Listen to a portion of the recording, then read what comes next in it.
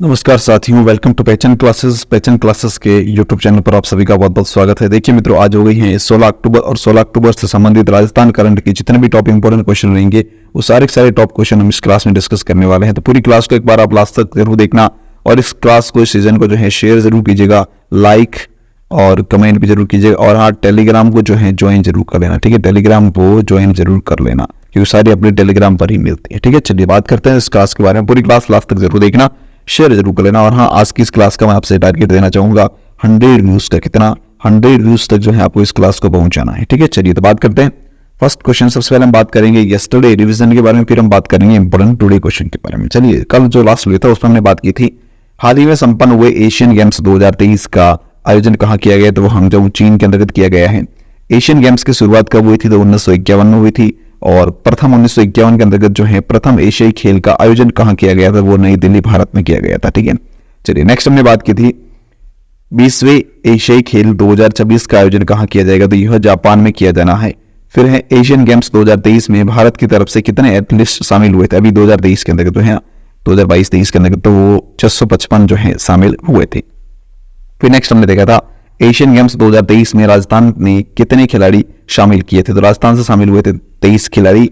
Hangzhou चीन में संपन्न हुए 19वें एशियाई खेलों में भारत ने कुल कितने पदक जीते, तो भारत ने जो है इसमें टोटल 107 पदक जीते हैं, ठीक है। चलिए नेक्स्ट है हांगझाऊ चीन में संपन्न हुए 19वें एशियाई खेलों में राजस्थान की खिलाड़ियों द्वारा कितने पदक जीते गए, तो राजस्थान के खिलाड़ियों ने टोटल जो है 11 पदक जीते हैं।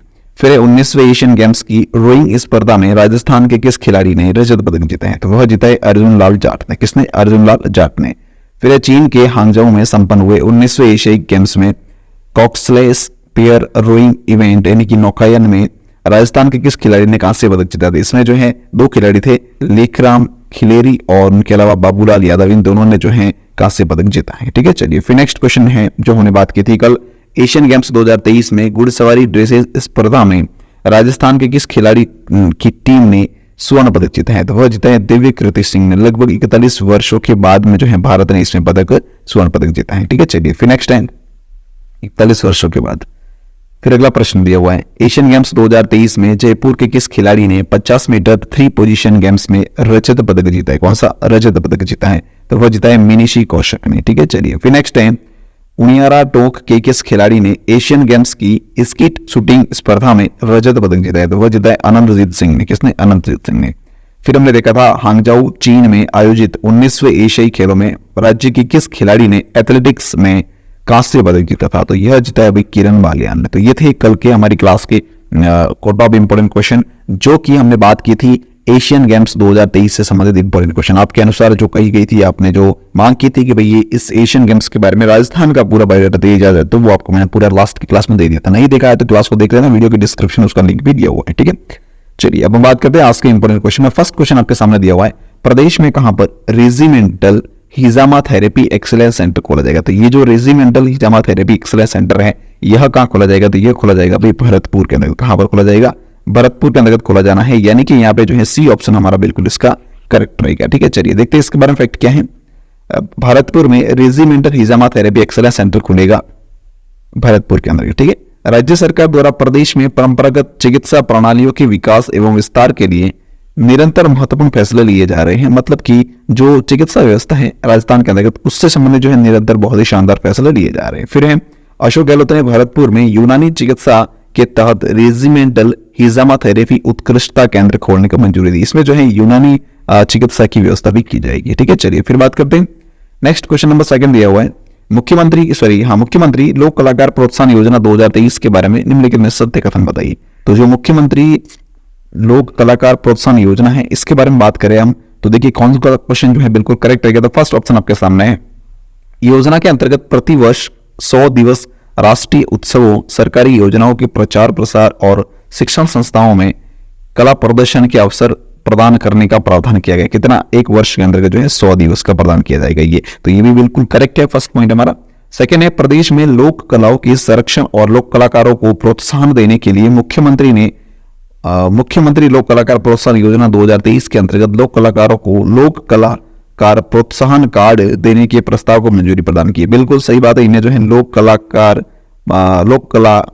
कलाकार प्रोत्साहन कार्ड भी जो है दिए जाएंगे। ठीक है, चलिए फिर नेक्स्ट क्वेश्चन, नेक्स्ट पॉइंट है सी नंबर की योजना के अंतर्गत, यानी ये जो योजना है इस योजना के अंतर्गत लोक कलाकारों को उनकी कला से संबंधित यंत्र उपकरण क्रय करने के लिए, खरीदने के लिए 5,000 रुपए की जो है एक बार ही सहायता राशि देगी। कितनी?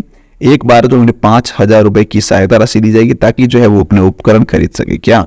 उपकरण जो है वो खरीद सके। ठीक है, तो इसके लिए 5,000 रुपए की राशि जो है वो सहयोग के रूप में दी जाएगी, केवल एक बार। याद रखना, एक बार का मतलब एक ही बार दी जाएगी। ठीक है, तो उपयुक्त सभी यानी कि डी ऑप्शन जो है वो यहाँ पे हमारा बिल्कुल करेक्ट रहेगा, सारे ऑप्शन बिल्कुल सही है। चलिए फिर देखिए नेक्स्ट क्वेश्चन लिखा हुआ है, वंदे भारत ट्रेनों के रख रखाव के लिए किस संस्थान पर 141 करोड़ रुपए की लागत से कोच मेंटेनेंस डिपो बनाया जाएगा। कोच मेंटेनेंस डिपो, याद रखना, कोच मेंटेनेंस डिपो जो है वो बनाया जाएगा। कहां पर? तो वह बनने वाला है भाई अपने यहाँ पर भगत की कोठी रेलवे स्टेशन जोधपुर का। ठीक है, तो ये जो है इंपॉर्टेंट पॉइंट रहेगा हमारे लिए, अर्थात यहाँ पे बी ऑप्शन बिल्कुल सही रहेगा। चलिए बात करते हैं नेक्स्ट इसके फैक्ट के बारे में। जोधपुर में करीब 140 करोड़ रुपए की लागत से semi high speed bullet train Vande Bharat का कोच मेंटेनेंस डिपो बनाया जाएगा। इस डिपो को बनाने की जिम्मा जो है वो किसको दिया गया? पूना HYT फर्म को दिया गया है। तो ये भी एक इंपॉर्टेंट पॉइंट है, नाम याद रखना। फर्म की ओर से डिपो में बनने वाले सेगमेंट्स के लिए प्लानिंग जो है वो कर दी गई है। व्हील रैंक बनेगी इसके अंतर्गत एक, तो दूसरा डॉक्यूमेंट टेस्टिंग भी जो है इसमें की जाएगी। वंदे भारत इलेक्ट्रीफाइड ट्रैक पर चलेगी, इलेक्ट्रीफाइड ट्रैक भी जो है बनाया जाएगा। इसमें मेंटेनेंस के लिए डिपो में वायरिंग का काम हो रहा है। जिससे नेक्स्ट है कि इसकी अलग से जो है व्हील रैंक भी बनाई जाएगी। फिर नेक्स्ट है मेंटेनेंस के डॉक्यूमेंट की टेस्टिंग का प्रावधान रखा गया है, इसके लिए टेस्टिंग लैब भी बनाई जाएगी। ये भी एक इंपॉर्टेंट पॉइंट है इससे रिलेटेड। जोधपुर से साबरमती तक जो है चल रही है वंदे भारत, खास से जोधपुर से साबरमती तक चल रही है, ये भी इंपॉर्टेंट पॉइंट है, याद रखना, ये मोस्ट इंपॉर्टेंट। ठीक है, चलिए नेक्स्ट है जोधपुर मंडल की पहली वंदे भारत जो है 7 जुलाई पर पटरी पर आई थी। ये भी इंपॉर्टेंट पॉइंट है कि जोधपुर मंडल की पहली जो वंदे भारत ट्रेन है वो कब जो है चलना शुरू हुई थी? तो 7 जुलाई को। वंदे भारत ट्रेन में जो है लगभग 8 कोच निर्धारित किए गए। चलिए बात करते हैं नेक्स्ट क्वेश्चन के बारे में। हाल ही में राजस्थान साहित्य अकादमी उदयपुर द्वारा नाटक विधा का देवीलाल सामर पुरस्कार किसे प्रदान किया गया? यह दिया गया है रास बिहारी गौड़ को, यानी कि यहाँ पे हमारा ए ऑप्शन बिल्कुल करेक्ट रहेगा। और इनकी जो कृति है वो कौन सी कृति है? तो लिखा हुआ है कृति का नाम की गांधी जिंदा है। कौन सा? गांधी जिंदा है के लिए उन्हें जो है श्रेय दिया गया है। ठीक है, चलिए फिर बात करते हैं नेक्स्ट फैक्ट के बारे में। नाटक विधा का देवीलाल सामर पुरस्कार जो है वो अजमेर के रास बिहारी गौड़ को उनकी कृति गांधी जिंदा है के लिए दिया गया है। 26 सितंबर 2023 को राजस्थान साहित्य अकादमी उदयपुर के मीरा भवन में आयोजित संचालिका एवं सरस्वती सभा की बैठक में के अनुमोदन के बाद में अकादमी अध्यक्ष दुल्हाराम सहारण, याद रखना अकादमी अध्यक्ष कौन है? दुल्हाराम सहारण जो है वो इसके अध्यक्ष है। अकादमी के वर्ष 2023-24 के वार्षिक पुरस्कारों की घोषणा की गई।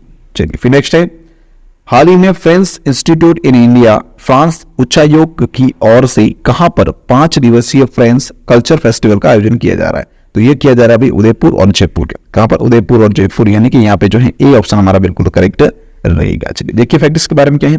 राजस्थान की कला संस्कृति से रूबरू होने और फ्रांस की कलाओं से परिचित करवाने के लिए French institute in India France उच्चायोग की ओर से उदयपुर और जयपुर में 5 दिवसीय, कितना? 5 दिवसीय फ्रेंच कल्चर फेस्टिवल का शुभारंभ 13 अक्टूबर को हो चुका है। कब से हो चुका है? 13 अक्टूबर से हो चुका है, यानी कि 13, फिर 14, फिर 15, फिर 16 और 17, यानी कि 17 अक्टूबर तक जो है चलने वाला 5 दिवसीय है ना, 5 दिवस 17 तक हो जाएंगे, तब तक ये चलेगा। फिर नेक्स्ट है उदयपुर और जयपुर में, याद रखना फ्रांस से आए विभिन्न फ्रांसीसी कलाकारों की शहर के विभिन्न हिस्सों में अपनी कलाओं का प्रदर्शन किया जाएगा। उसके अलावा आयोजन का मुख्य उद्देश्य यह है कि फ्रांस और भारत, विशेष रूप से भारत का राजस्थान का उदयपुर, ठीक है, के बीच में साझेदारी को मजबूत करना, ये इसका मेन उद्देश्य है। ठीक है, चलिए फिर कंप्लीट हो गई क्लास। इसकी पीडीएफ आपको टेलीग्राम पर मिल जाएंगी। टेलीग्राम का लिंक जो है वो वीडियो के डिस्क्रिप्शन में दिया हुआ है। टेलीग्राम को आप ज्वाइन जरूर कर लेना, सारी अपडेट टेलीग्राम पर ही मिलती है। ठीक है, चलिए थैंक यू। पूरी क्लास देखने के लिए धन्यवाद। टेलीग्राम चैनल को सब्सक्राइब कर लेना, ज्वाइन कर लेना। यूट्यूब चैनल को भी सब्सक्राइब नहीं है तो कर लेना। वीडियो को लाइक, शेयर और कमेंट जरूर करते रहिए। चलिए थैंक यू सो मच। पूरी क्लास देखने के लिए आपका बहुत बहुत धन्यवाद।